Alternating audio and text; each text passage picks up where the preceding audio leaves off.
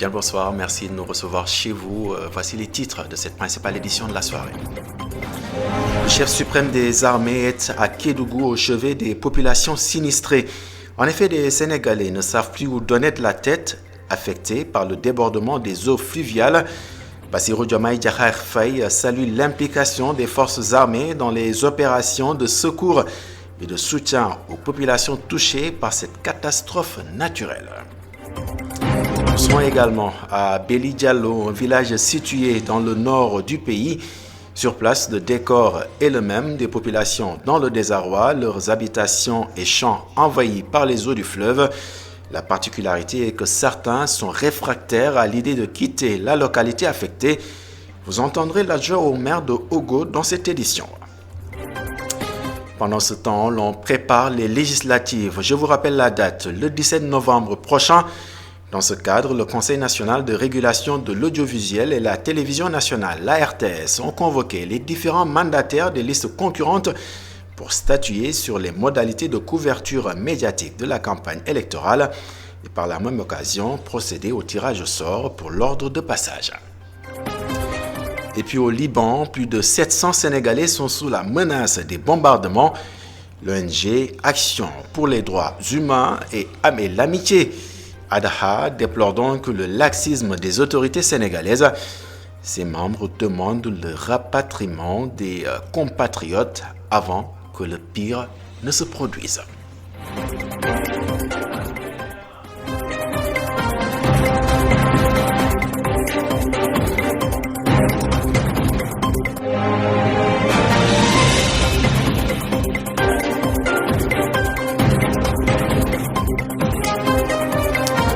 Bien le bonsoir et bienvenue dans cette principale édition de la soirée. Le chef suprême des armées, Bassirou Diomaye Diakhar Faye, est à Kédougou depuis 10 heures ce matin, une visite de 2 jours destinée à évaluer les impacts des récentes inondations provoquées par la crue des fleuves Sénégal et Gambie.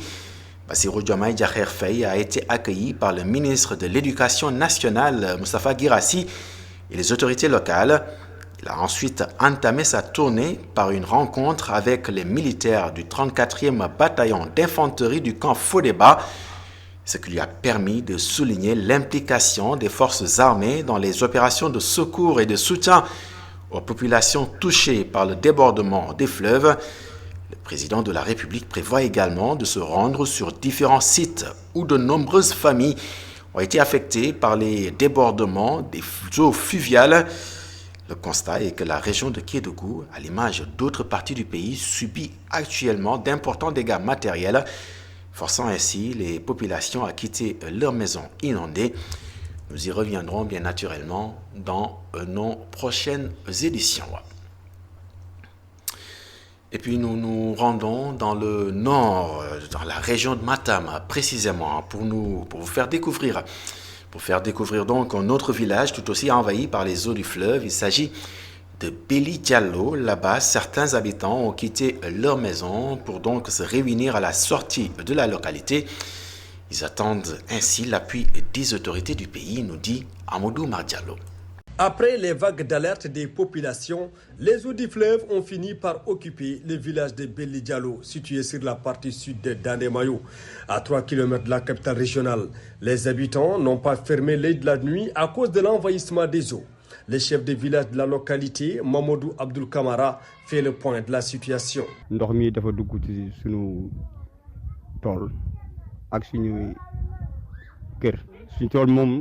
a occupé nos périmètres rizicoles, mais aussi nos concessions.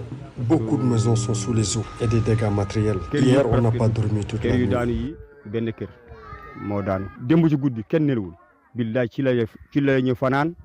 Une situation qui ne rassure pas les sinistrés qui ont fini par installer leur propre tente. Le gouvernement doit nous aider. Nous faisons partie de ce pays. Nous n'avons pas de moyens et nous dépendons de l'agriculture.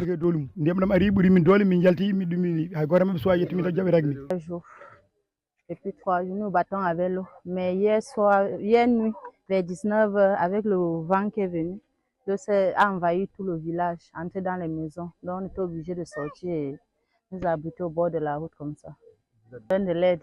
parce que nous avons des enfants. Ça fait 2 semaines, ça fait pas 2 semaines que nous sommes sortis dans la même situation. Nous avons passé 2 semaines dans la même situation, dans l'eau. Mais la fois là, nous ne sommes pas sortis parce qu'on n'avait pas où aller. Et cette fois-ci, ça a pris tout le village. Donc, nous sommes obligés de sortir. Bon, nous demandons vraiment de l'aide au gouvernement, quoi. À Beli Diallo, les habitants sont dans une situation alarmante. Plus d'une vingtaine de maisons et 17 hectares de périmètre risicole sont sous les eaux. Et la population va passer sa deuxième nuit à ciel ouvert.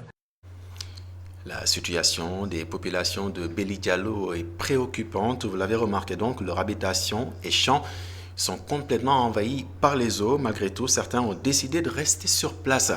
Les autorités communales qui ont tenté de les convaincre de quitter le village n'y sont pas parvenues. Voilà pourquoi ils ont lancé un programme d'aide. Les explications du 4e adjoint au maire de Ogo, au micro d'Antoine Diouf au téléphone, bien sûr.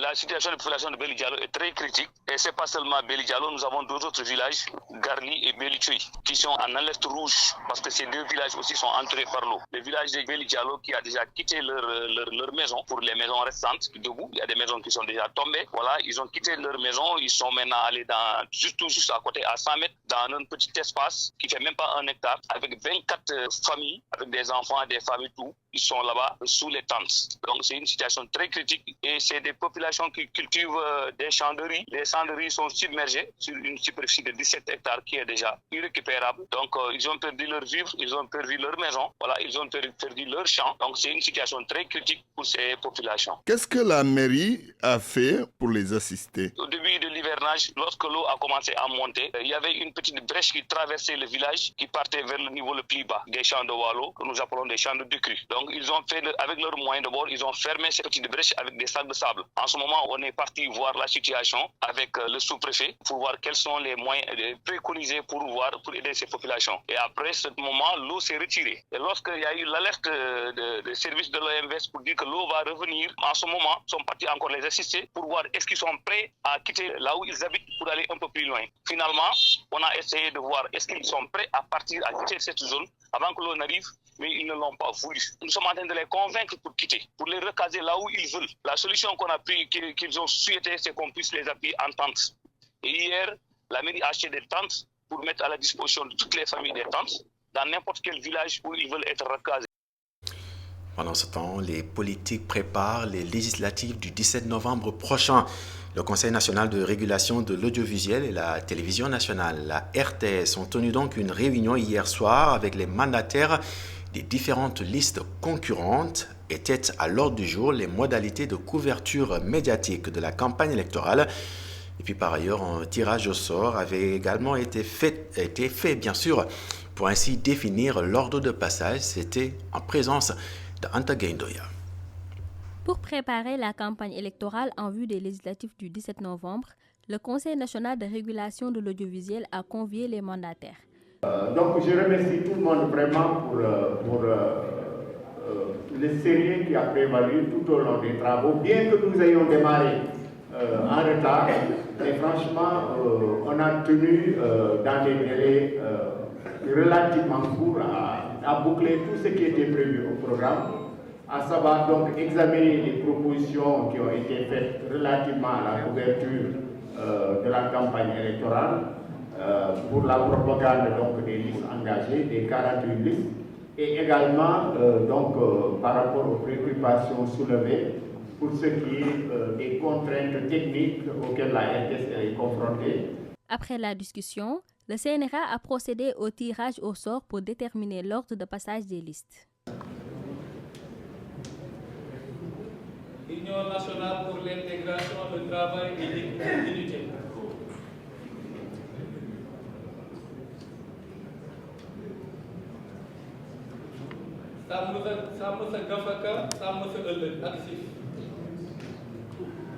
Le président du CNRA félicite le directeur général de la RTS, Pape Alé Niang, qui a accepté la requête des mandataires pour l'augmentation du temps d'antenne.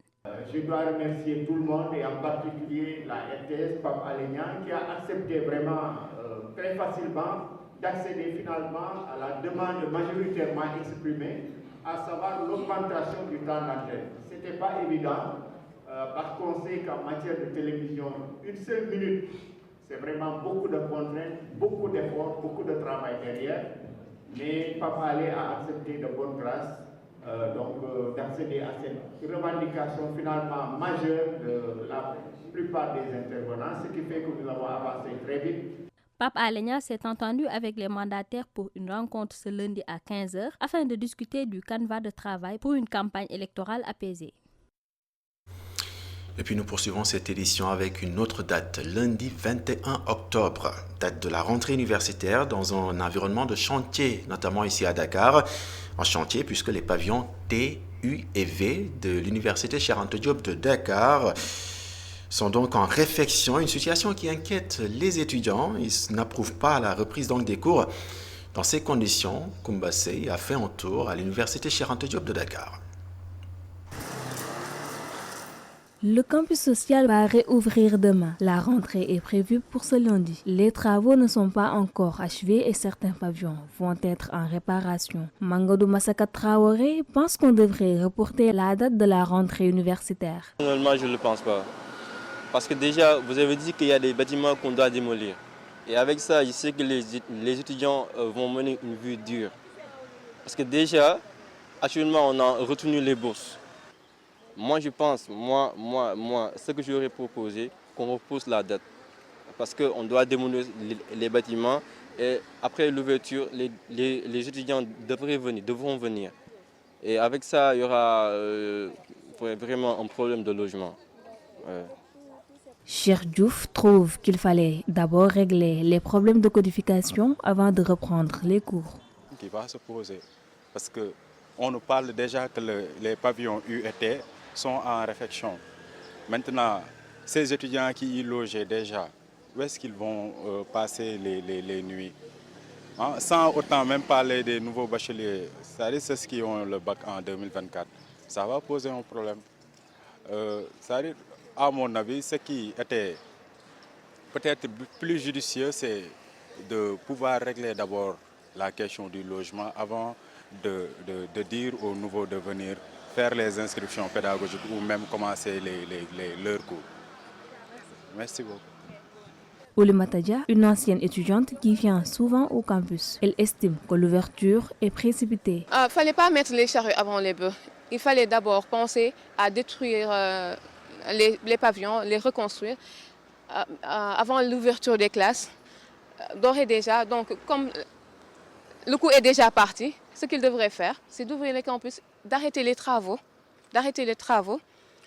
ou bien d'installer des mobile homes.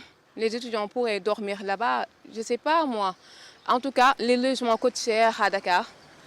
Il n'y a pas que de Dakarois ici au Sénégal. Il y a les habitants de Chilon, il y a les Kédovans, il y a les Matamois, il y a les gens du nord, du sud, un peu partout. Donc il faut penser à la vie sociale des étudiants. C'est mieux ainsi. Les autorités universitaires envisagent de rétablir le calendrier de l'université, mais cette situation au campus social pourrait constituer un obstacle pour ce projet.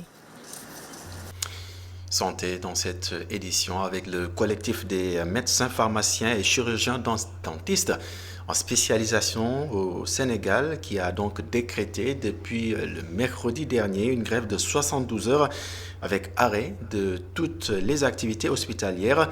Comprenez par là l'arrêt des consultations, des gardes, des interventions et toute autre prestation médicale. Et en ce dernier jour de ce mot d'ordre, nous sommes donc rendus à l'hôpital Abbas Ndao. Retenez que sur place, des patients disent avoir été pris en charge durant toute la période de la grève. En d'autres termes, aucun impact n'a été relevé sur place. Suivant le reportage, il est signé Elisabeth Grastine. À la porte de sortie de l'hôpital Abbas Ndao, des patients tenant en main leurs ordonnances marchent tout doucement en direction de leur taxi ou de la pharmacie. Ce retraité habitant de Dieuppeul est venu pour faire ses analyses. Il n'a pas senti la grève. Je suis venu pour faire des analyses de sang pour mon bilan de santé. Alors j'ai été pris en charge par le laboratoire. Le laboratoire d'analyse, on m'a pris en charge. Voilà, bon, j'ai constaté, ce que j'ai constaté, je suis passé par la facturation, par la caisse et tout ça, mais tous ces gens-là travaillaient. Sylvie aussi partage le même sentiment que son prédécesseur. Il a bien été pris en charge.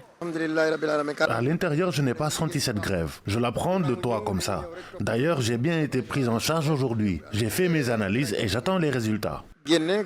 Cette maman, accompagnée par sa fille, affirme aussi être bien prise en charge. Elle attend même son rendez-vous prévu lundi prochain. Moi, on m'a bien pris en charge, je n'ai aucun problème. On a bien pris soin de moi. Je dois revenir ce lundi pour un autre rendez-vous. Le COMES, collectif des médecins, pharmaciens et chirurgiens dentistes, a annoncé une grève de 72 heures renouvelable avec l'arrêt de toutes les activités hospitalières. En ce dernier jour, les patients de l'hôpital Abass Ndao n'ont pas senti la grève. Et puis allons à Saint-Louis où un nouveau bâtiment administratif réservé à la trésorerie et à la pairie régionale a donc été inauguré. Inauguration qui s'est faite en présence du ministre des Finances, une occasion qu'il a saisie pour sensibiliser les populations sur le référentiel Sénégal 2050 qui, je le rappelle, a donc été présenté dernièrement par les autorités du pays. Omar Alissignan à Saint-Louis.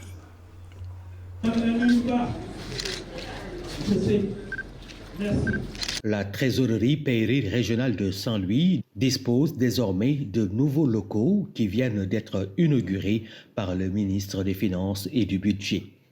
La réalisation de cet édifice consacre, encore une fois, la trajectoire de modernisation et d'efficacité engagée par l'administration publique sénégalaise, en se rapprochant davantage des usagers et en offrant un cadre de travail approprié à l'ensemble de nos collaborateurs. La cérémonie d'inauguration de ce joyau architectural a été l'occasion pour ce dernier de revenir sur le référentiel Sénégal 2050. Les effets et impacts du référentiel ci-dessus présenté recoupent parfaitement les finalités des réformes budgétaires et comptables édictées par le cadre harmonisé de gestion des finances publiques de l'Union économique et monétaire ouest-africaine. Et ces réformes, inspirées par des paradigmes de la nouvelle gestion publique, sont marquées notamment par l'introduction du budget programme, l'adoption de la comptabilité patrimoniale et en somme la gestion axée sur les résultats. Le ministre des Finances et du Budget a profité de son séjour dans la capitale du Nord pour visiter des services rattachés à son département comme le service régional des impôts et domaines et le cadastre. Le transport, les infrastructures, la subvention sont entre autres les solutions pour penser, P-A-N-S-E-R, les mots donc de l'Union des mareyeurs du Sénégal. En visite à Touba, son président invite l'État à davantage accompagner le secteur de la pêche. Voici Ibrahim Diaw, il est donc le président de l'Union nationale des mareyeurs du Sénégal. Nous avons le problème de transport. Le problème de transport, quand vous chargez beaucoup de poissons sur le camion, c'est l'insécurité totale qui règne dans les routes. Il y a beaucoup d'accidents des camions de frigo. Ça, la cause principale, c'est les chargements. Parce qu'on surcharge trop les camions. Donc le résultat, c'est qu'on fait bac sur bac. Nous avons la sécurité routière, nous avons aussi la sécurité des convoyeurs, sécurité des chauffeurs, sécurité des camions.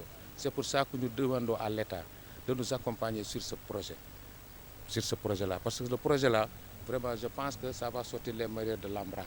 Parce que tous les mareyeurs sont fatigués. Parce que ici, vous voyez, tous les jeunes mareyeurs qui sont ici ont parti en mer. Et pour lutter contre l'immigration clandestine, il faut arranger, dépanner, soutenir les mareyeurs pour que ça cesse.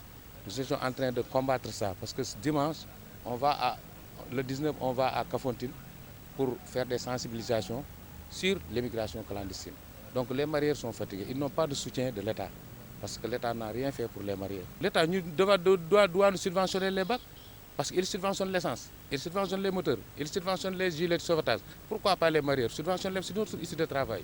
Nous demandons à l'État de les subventionner. Nous demandons aussi à l'État, il y a 55 camions qui sont garés ici depuis 5 ans, 50 camions neufs. Depuis 5 ans, il est au foire. C'est pour les mareyeurs.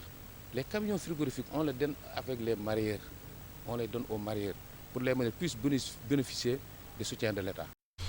Au même moment, à Thiès, c'est le forum de plaidoyer que le consortium des organisations de la société civile a organisé pour parvenir à l'effectivité du Fonds d'appui au développement local. Une rencontre présidée par le gouverneur de la région. Pour Saher Ndao, il faut donc des concertations dynamiques pour que la mobilisation des recettes, une des difficultés à la réalisation de cette ambition, soit ainsi un vieux souvenir. À Thiès, Isidore Alexandre Sen. La répartition du fonds d'appui au développement local continue de faire débat du fait de son ineffectivité. Peut-être les modalités de recouvrement et de versement qui posent problème. Et nous devons aller vers ce qu'on appelle une dynamique de concertation pour poser le débat ensemble et défendre l'objet ensemble. Et c'est ça l'objet de cette rencontre. Et heureusement, c'est basé sur une étude claire. La coordonnatrice du groupe de suivi du Fonds d'appui au développement des collectivités locales estime qu'il urge pour les sociétés minières de s'acquitter de leurs obligations conformément aux recommandations. Il est important et on va dire que c'est obligatoire que ces communes puissent disposer d'un mécanisme de planification, d'où les plans de développement locaux.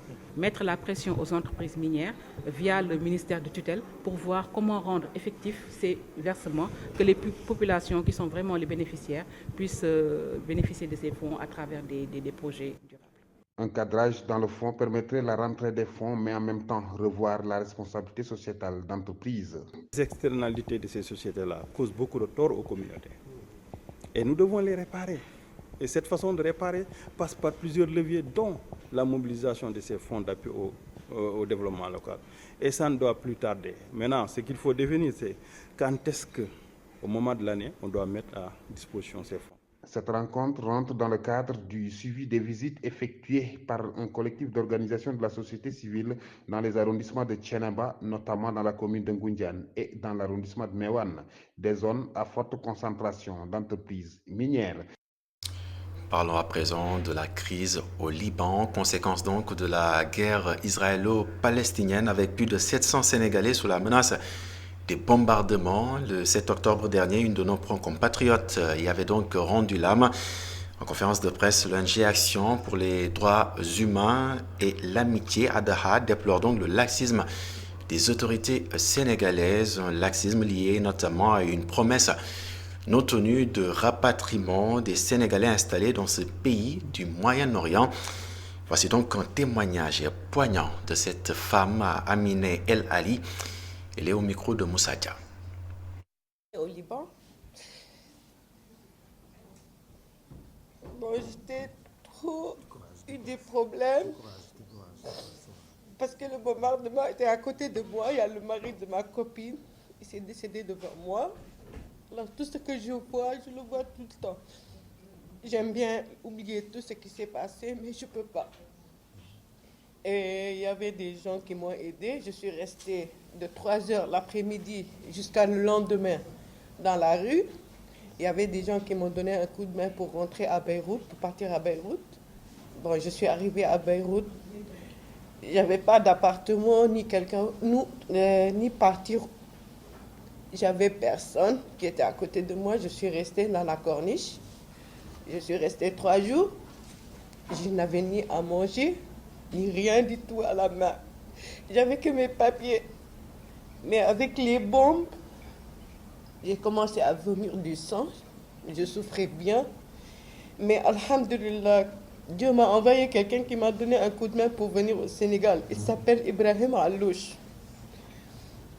Quand il m'a vu dans la rue en train de pleurer et en train de vomir, il m'a dit « Qu'est-ce que tu as ?» Je lui ai dit « J'ai des problèmes ». Il m'a dit « Quel genre de problème ?» Je lui ai dit « Je veux rentrer en Afrique chez ma famille ».